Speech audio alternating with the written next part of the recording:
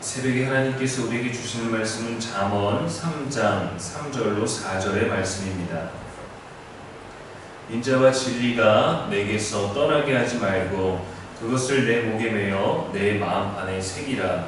그리하면 내가 하나님과 사람 앞에서 은총과 귀중히 여김을 받으리라. 아멘. 살아계신 우리 하나님의 말씀입니다. 이 시간 우리는 존귀합니다 라는 제목으로 말씀 전하겠습니다. 오늘 말씀에서 솔로몬은 인자와 진리에 대해서 강조하고 있습니다.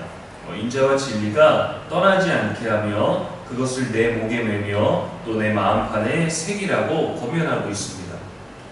인자와 진리는 곧 하나님의 성품을 의미합니다.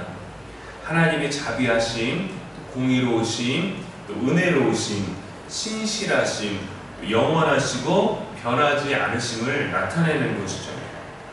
가끔 유튜브 영상을 보다 보면 과학 채널을 보게 될 때가 있습니다. 우주의 크기가 얼마나 큰지를 알려주는 내용들이 반복적으로 있는데, 지구의 크기, 태양의 크기를 통해서 또 얼마나 우주에 태양보다도 큰, 우리 은하보다도 큰, 얼마나 큰 엄청난 크기의 별들이 있다는 것을 알려주고, 우리의 존재가 얼마나 하찮은지를 알려줍니다. 단순히 과학 채널인데도 삶에 대해서 이야기하기도 합니다. 우주로 치면 우리가 속한 은하에서도 보잘것없는 먼지보다도 작은 존재인데 못한 존재이기도 한데, 이 작은 지구에서 서로 미워하고 싸우고 죽이고 공격하며 살고 있다는 것이죠. 그것을 보면 또 생각해 볼 수 있습니다. 우주가 저 정도의 크기고 우리가 이렇게 보잘것없는 존재인데 이 우주를 창조하신 하나님은 대체 어떤 분이신가 감히 예측할 수도 없는 것이죠. 그럼 먼지 같은 우리의 존재가 어떻게 귀중히 여김을 받을 수 있을까? 어떻게 우리가 존귀하게 여겨줄 수 있을까요? 태어날 때 왕이나 귀족 혈통으로 태어나야 할까요? 궁궐이나 특별한 계시가 있는 곳에서 태어나야 존귀하게 여겨질까요? 출신이나 신분, 형편은 존귀함의 조건에 영향을 주지 못합니다. 보잘것없는 모든 인류가 세상에서 존귀할 수 있는 이유는 다름 아닌 우주 만물을 지으신 창조주 하나님의 형상이 사람에게 있기 때문입니다. 그래서 인간은 천하보다 더 귀하게 여김을 받을 수 있는 것이죠.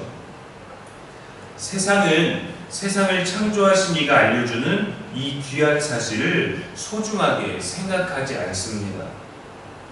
하나님의 형상을 가졌다고 말해도 하나님의 형상을 가진 자들의 죄악과 강포함, 잔인하고 이기적인 것들을 보고 이에 더하여 또 믿음 있는 성도들의 세속적인 것과 악한 것들을 보며 신은 없다라고 말하고 신은 가짜다, 오히려 신은 악마다라고 말할 수밖에 없는 것이죠.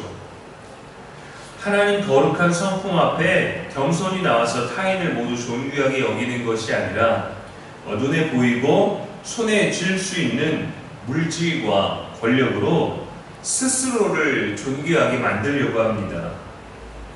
존귀한 것들에 대한 발견이 아니라 스스로 존귀함을 증명하고 스스로 귀중한 존재임을 확보하기 위해서 돈과 명예와 힘으로 다른 존재를 존귀하지 않게 만드는 삶이 일반적이게 되어버렸죠.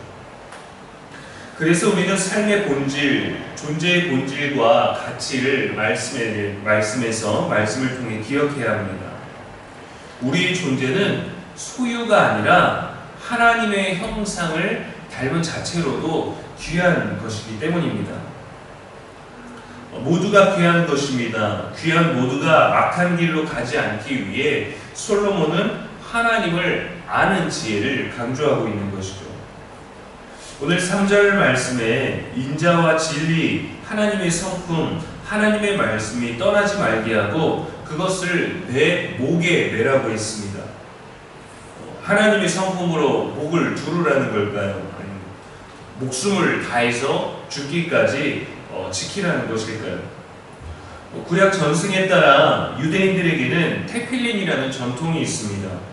기독교 서점에서 우리가 볼 수 있는 나무로 만들어진 말씀 구절이든가 몸에 지닐 수 있는 액세서리 같은 것들, 성품 카드나 소품 같들이죠. 신명기 6장 8장에 보면 너는 또 그것을 내 손목에 매어 기호를 삼으며 내 미간에 붙여 표로 삼고 라고 했습니다.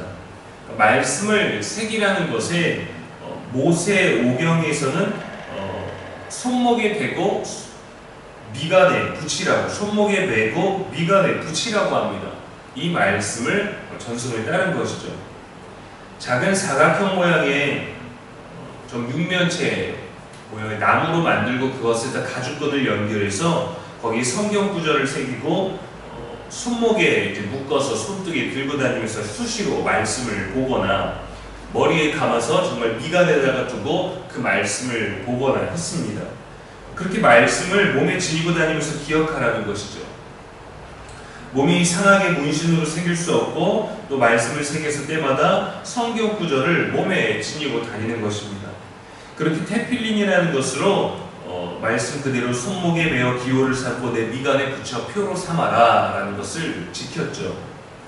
이렇게 하나님의 성품, 하나님의 말씀을 새기며 사는 삶은 하나님의 사람 앞에 하나님과 사람 앞에 은총과 귀중히 여김을 받으리라 했습니다. 하나님의 말씀을 또 하나님의 성품을 닮아가는 것, 말씀대로 사는 자가 귀한 사람입니다. 하나님의 자비하심은 우리를 통해서 드러날 수 있는 거죠.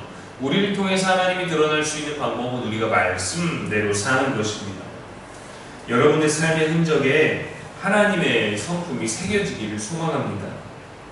베드로후서 1장 4절에 이로써 그 보배롭고 지극히 큰 약속을 우리에게 주사 이 약속으로 말미암아 너희가 정욕 때문에 세상에서 썩어질 것을 피하여 신성한 성품에 참여하는 자가 되게 하려 하셨느니라 했습니다. 하나님은 오늘도 그분의 거룩함으로 저와 여러분을 초대하고 계십니다. 동참하시기를 바랍니다. 기쁨으로 말씀 안에 거하시기를 주님의 이름으로 축복합니다. 하나님과 동행하는 삶, 하나님의 말씀이 이루어지고 있는 삶, 그래서 존귀함을 얻고 감사와 진리로 사는 삶, 저와 여러분의 오늘이 되기를 주님의 이름으로 축원합니다. 기도하겠습니다. 사랑의 하나님 아버지, 이 새벽에도 말씀 주시니 감사합니다. 의로운 길을 걸을 수 있도록 오늘도 말씀하시는 하나님을 찬양합니다.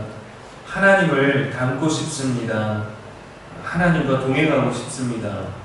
아무도 우리를 소중히 여기지 않더라도 주님께서 우리를 귀하게 여기시며 내게도 주님이 가장 귀한 분이심을 깨달아 알게 하여 주시옵소서. 고달픈 인생 속에서도 진리로 말미암아 하나님의 삶이 우리들이 안에 거하게 되길 원하며 하나님의 성품이 우리에게 가득하길 원하며 나의 삶이 가장 귀한 삶임을 알게 하시고 우리 안에 하나님의 형상을 회복할 수 있는 말씀을 지니게 하여 주시옵소서. 여호와의 말씀을 마음과 뜻에 두고 자녀에게 가르치며 집에 앉아있을 때에든지 길을 갈 때에든지 누워있을 때에든지 일어날 때에든지 일을 할 때에든지 말씀과 함께하는 진리와 함께 우리의 일상이 되게 하여 주시옵소서. 우주의 먼지만도 못한 초라한 우리의 인생이 하나님 안에서 창조주 하나님의 형상을 닮은 존귀한 존재라는 것을 말씀에서 배우게 하시고 그 가치에 합당한 오늘을 살게 하여 주시옵소서. 사랑하게 하옵소서. 평화롭게 하옵소서. 친절하고 용서하게 하옵소서. 오늘도 우리의 영원한 소망이 되신 예수님의 이름으로 축복하며 기도합니다. 아멘.